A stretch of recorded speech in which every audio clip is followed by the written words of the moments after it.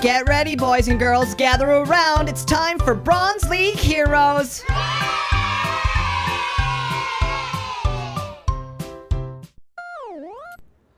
Alright, Forts fans, welcome back. SynergyGamingTV here for another episode of Bronze League Heroes.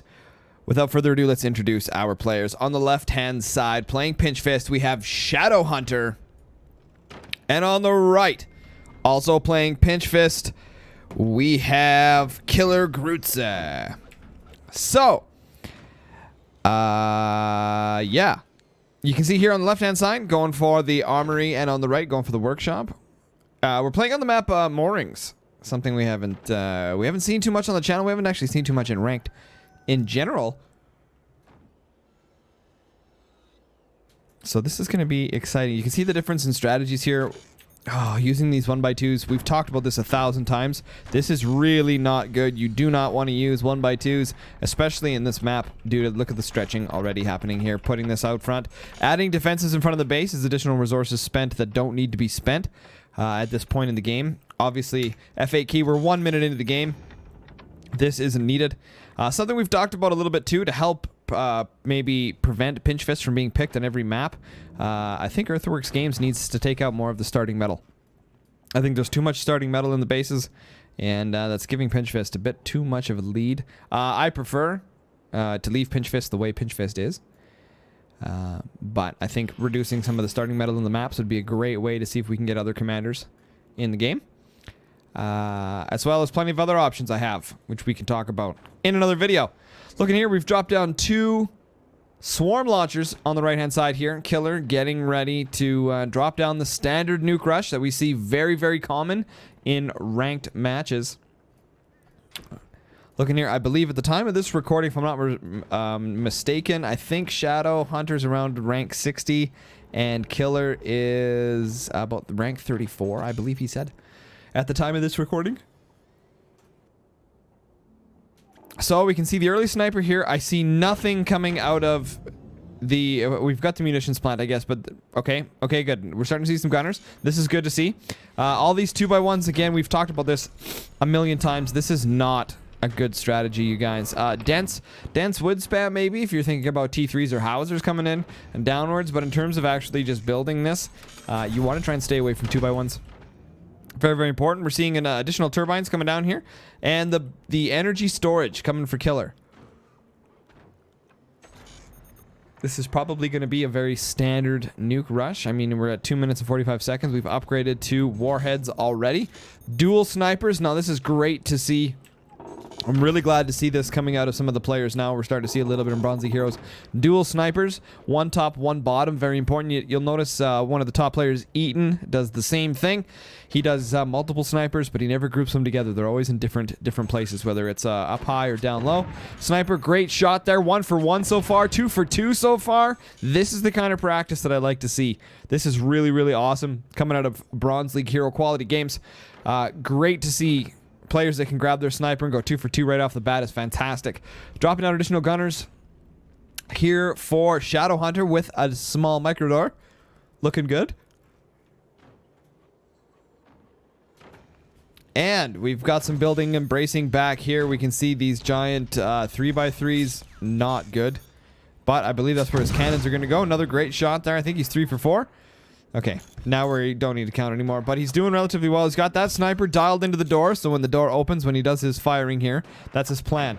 I'm pretty sure. He's got his sniper dialed in, the bottom one there. This one's still poking away to see if there's anything up there. Exactly what he should be doing. Almost as if he's stream sniping here. He knows exactly what's going down, but he can hear also, right? When an opponent places something down, you can hear it. All right, we got double nukes being launched, but not fired simultaneously. Very, very smart. Although Gary the Gunner and Gertrude seem to handle this no problem. Very, very simple. And the snipers get a little bit of repairs in here. And going back to applying pressure with the sniper. This is exactly what we want to see. Killer. This is actually really, really good gameplay here right now. You're absolutely suppressing Shadow Hunter. He's trying to go for that big technology without first applying a good foundation to begin with. In this kind of situations, he needs to be running snipers as well. and he's not. We've got Warhead shot coming in here. One. The sniper's not quite dialed in. Great shot from the bottom sniper. Takes out one of the gunners. But we still have Gary and Gertrude are hanging on here relatively well. This cannon almost finished. We've got about a third left to go. Just starting to get some doors on there now. Now this is what we need to see here from players like Killer. He needs to follow up the warheads with some more stuff. That's it's very, very important in this situation. If he realizes that his warheads aren't connecting, he needs to go another route. He's got, you can see there, Shadow is just hotkeying his cannon. He's going to be dropping down another cannon here. No double bracing, not looking good. No double bracing throughout the whole base. No double bracing here either. So something that's still missing is double bracing and reinforcing their base. I mean, a couple cannon shots here are going to do some serious damage to the core. Cannon is ready. Are we going to see it fire right away? We are. Right for the core. Does a little bit of splash damage on there. This is a situation that Killer's going to have to be ready for. He's going to need to add some more bracing in front. Hopefully he doesn't just repair that. He needs to add additional bracing. Additional bracing. Okay, you don't want splash damage on your core. There it is. Okay, perfect. Good to see. In this situation.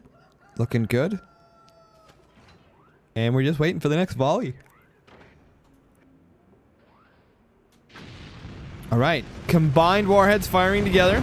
Got a couple miniguns down there, and warheads have not applied anything. So this is a situation, you can see here very clearly in this base that it's only single doors. He should be upgrading his snipers to AP snipers. Doing that in this specific situation would absolutely win him the game. Something a Killer here is missing. Upgrading the AP snipers would be like pow pow pow, and this would be relatively easy to do. Another good shot by Hunter.